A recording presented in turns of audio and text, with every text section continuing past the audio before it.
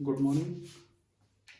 Today we are going to study different ways of combining two resistors and power dissipation in a circuit.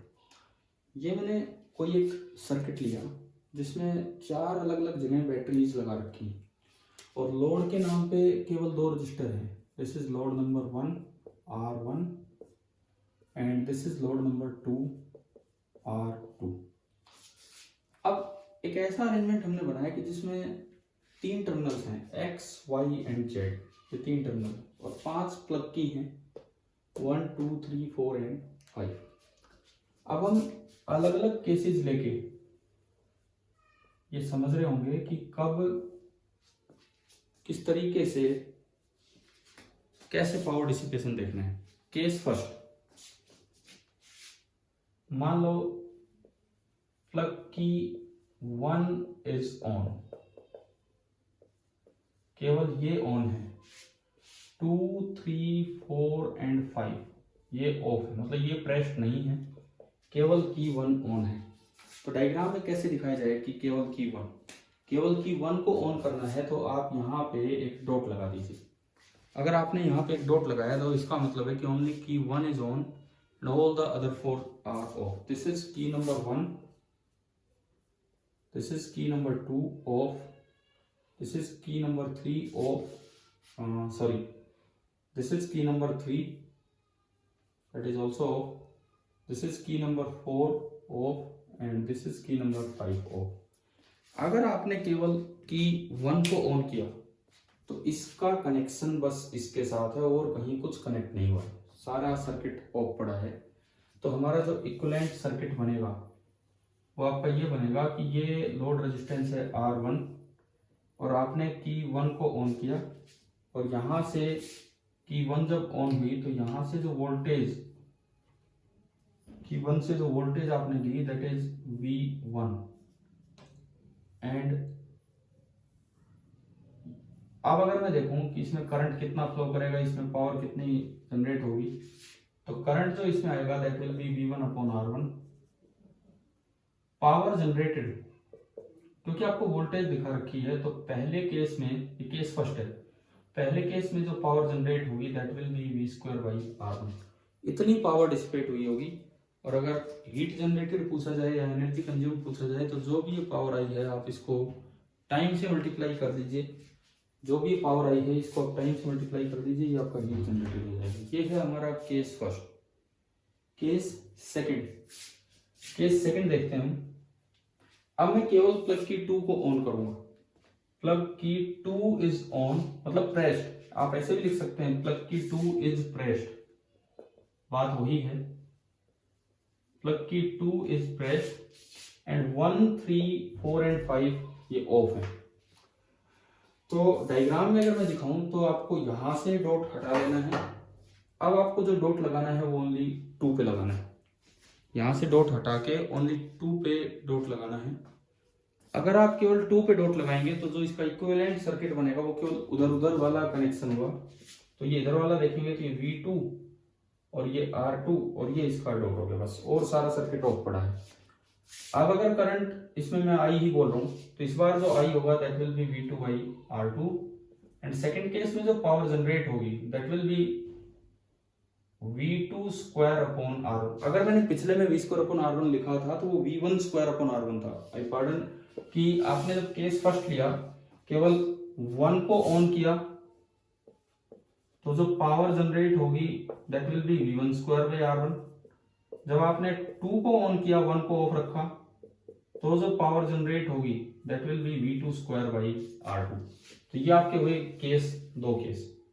अब मैं चलूंगा case number 3 पे और मैंने plug की 3 को ऑन किया. प्लग की number 3 is on and 1, 2, 4 and 5 ये आपने ऑफ रखे, तो इस 2 को भी ऑफ कर दिया. केवल आपने 3 को ऑन किया. प्लग की नंबर 3 इसको आपने ऑन किया, प्लग की नंबर 3 को ऑन किया एंड बाकी सबको ऑफ रखा. तो अब अगर आप देखें तो जो इक्विवेलेंट सर्किट बना वो खाली ये बना, खाली ये बीच का कोई पार्ट ही नहीं, क्योंकि कनेक्ट ही नहीं हुई, ये तो कनेक्ट ही नहीं हो पा रहे कहीं भी. तो हमारा जो सर्किट बनेगा वो ये बनेगा R1 R2, बीच में वायर जरूर है लेकिन उसमें करंट नहीं जा सकता है क्योंकि ये आगे कनेक्ट ही नहीं हुए। एंड ये की number 3 and this is V3 and यहां पे आपको लगाना पड़ा डॉट। तो इसमें तो कोई करंट है नहीं, लेकिन अगर मैं यहां करंट लिखूं तो पहले देखो ये दोनों सीरीज में है क्योंकि बीच में ब्रांच दिखने को है लेकिन जा नहीं रहा कहीं कुछ करंट, तो R इक्वलेंट होगा R1 प्लस R2। अब जो आई ये बनेगा, ये तो आइडिया से बोल देता हूँ बीच वाला, तो आई बनेगा that will B V3 upon R1 plus R2। तो जो पावर कंज्यूम्ड आएगी, जो पावर कंज्यूम्ड इस समय सर्किट में होगी that will be V square by R। अगर आप लगाएं तो V3 स्क्वायर बाई R यानी कि R1 प्लस R2। ये आपका तीसरा केस है जिसमें पावर कंज्यूम ये बनेगी। अब मैं आता हूं फोर्थ केस पे। केस नंबर 4, प्लग की 4 इज ऑन एंड 1 2 3 5 ये ऑफ है। अब अगर आप 4 को ऑन करते हो तो अगेन केवल ऊपर ऊपर वाला सर्किट बनेगा, ये बनेगा कि ये R1 है, ये V4 है, यहां पे की नंबर 4 को आपने ऑन किया, 3 को ऑफ कर दिया। अब आप सर्किट में दिखाएंगे कि मैंने की 4 को ऑन किया इस तरीके से, की नंबर 4 को ऑन किया। अब अगर आप देखें तो जो करंट इसमें आएगा that will B V4 by R1 and जो पावर कंज्यूम होगी that will B V4 square by R1, V square by R1। ये इसकी चौथी पावर कंज्यूम है। अगला case, case number 5, plug key 5 is pressed and 1 2 3 4 these are off. तो 4 को भी ऑफ कर दीजिए एंड 5 को प्रेस करना है, तो आपने यहां पे एक डॉट लगाया तो 5 ऑन होगी। अब अगर आप देखते हो सर्किट डायग्राम, अब अगर मैं इसका बनाऊं 5वें केस में, तो ये बनेगा कि यहां से बैटरी तो V4 ही है, ये लोड है R2 एंड ये स्विच नंबर 5th, की नंबर 5th और ये ऑन है।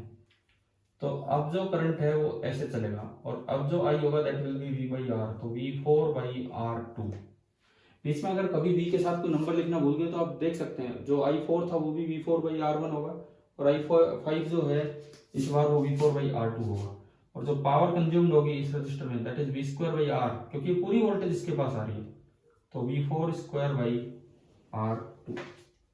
अब मैं लेता हूं अगला case, case number 6। Case number 6 में मैं जिन कीज को ऑन कर रहा हूं, दोज आर प्लग कीज, 2 को मैं ऑन कर रहा हूं 4 एंड 5, इनको मैंने ऑन किया तो 1 2 3 आपकी ऑफ हो गई। अब देखते हैं क्या सर्किट बनेगा। 4 एंड 5 को हमने ऑन किया एंड 1 2 3 आपकी ऑफ होगी।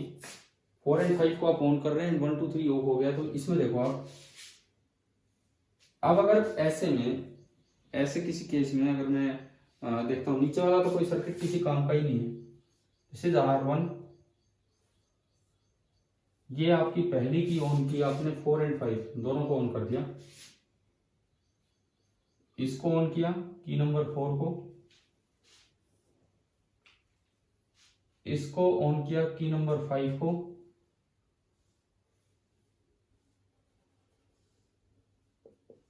एंड ये R2, और यहां आपने कनेक्ट कर दी एक बैटरी दैट इज V4। अब देखो बीच वाला टर्मिनल है Y, अच्छा ये X है तो कनेक्टिंग वायर पे सेम चलेगा, इससे की से कोई फर्क नहीं पड़ता है, ये भी X, तो देखो ये भी X और Y के बीच में और ये भी X और Y के बीच में। तो अब अगर मैं इक्विवेलेंट सर्किट बनाऊं, एक साइड X एक साइड Y,